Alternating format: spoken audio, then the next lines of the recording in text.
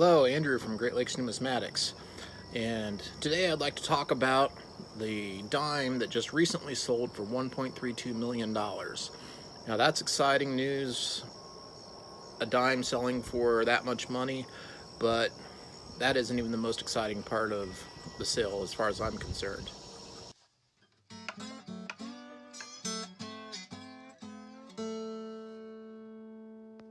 So what's so exciting about this sale other than it's a dime selling for $1.32 million? Well, let me tell you a little bit about the coin first. This is an 1894 S proof Barber dime. There was only 24 of these originally minted, and only 9 of them are known to still exist. Now, no other dimes were made at the San Francisco Mint in 1894, so it's the only 1894 S you're gonna get.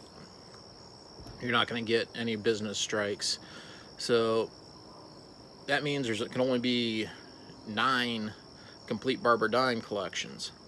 So why were there's only 24 made? Well, there's stories behind it, and none of them have really been absolutely confirmed. But it said that the San Francisco Mint director had run 24 of them, that was giving them out to people of high standing in the community, business leaders, government officials, and such. And it said that he gave one to his young daughter, who ended up spending it on a bowl of ice cream. Whether this is true or not, it's hard to say over 100 years later, 125 years, but it's still an interesting story. Another story is that the books at the San Francisco Mint were off by $2.40, so they made 24 dimes to make up for the discrepancy. What really happened, and like I said, is something that's really hard to determine for sure. But the fact remains that 24 were made, 5 were put aside for assay purposes, and 9 coins in total are known to still exist. That means there's still some out there somewhere, or they've been melted down or destroyed over the years. Okay, so now I told you a little bit about the coin. What is the exciting part about this sale?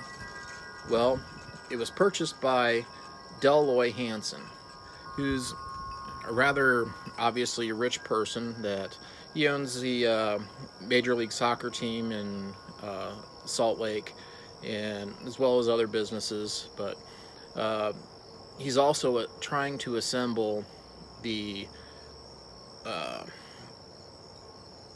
U.S. coin collection that will contain every issue by the United States Mint since 1792. Now, this is a huge undertaking. He's trying to basically outdo the Eliasberg collection. And if you're not familiar with the Eliasberg collection, Louis Eliasberg put together a collection that has been considered the most complete U.S. coin collection ever assembled. It was assembled into the 1950s, and it basically took him a lifetime to assemble his collection. And since then, no other collection has rivaled it. Now, the Hansen collection is being curated and helped with assembled by John Brush, of the president of David Lawrence Rare Coins. And according to him, Mr. Hansen only needs 6 more coins to complete the collection. Now, this is an amazing feat. There, not only is this dime extremely rare, there's several other coins that there's only a few of, such as the article that I found discussing Hansen's collection. At the time it was published, that he needed the 1913 Liberty nickel. And if you're not familiar with that, that's another very interesting story.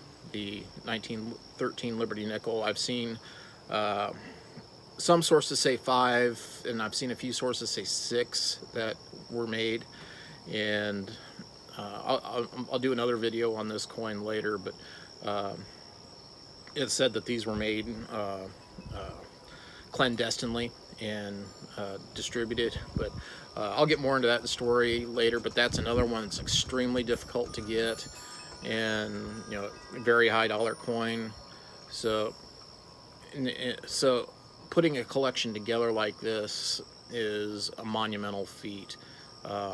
Another coin that I've read that he does already own is the 1804 silver dollar, which wasn't actually made in 1804, but made later to put in sets that were given to dignitaries and world leaders. These are extremely hard to come by as well, and I'm not sure if he has obtained a 33 double eagle, but I believe there's only one of those in private hands, maybe two. If you know for sure, I didn't check on that one before I did this video, but feel free to leave a comment at the end of this video to correct me either way. But again, exciting news that somebody is this close to competing with Eliasberg. And something that should be mentioned too is there's been a lot of coins that have been minted and distributed by the U.S. Mint since the 1950s, when Eliasberg completed his collection. It's just a huge monumental task that really excites me. I would like to see more reporting on it, where we can see how close it is. But again, something really exciting. I think a lot of coin collectors would be interested in knowing about this. So hopefully you found this entertaining and learned a little something. Please remember to like and subscribe to my channel. Hit that notification bell, and you can find out about all my videos as soon as they're published. Thank you very much. See you in the next video.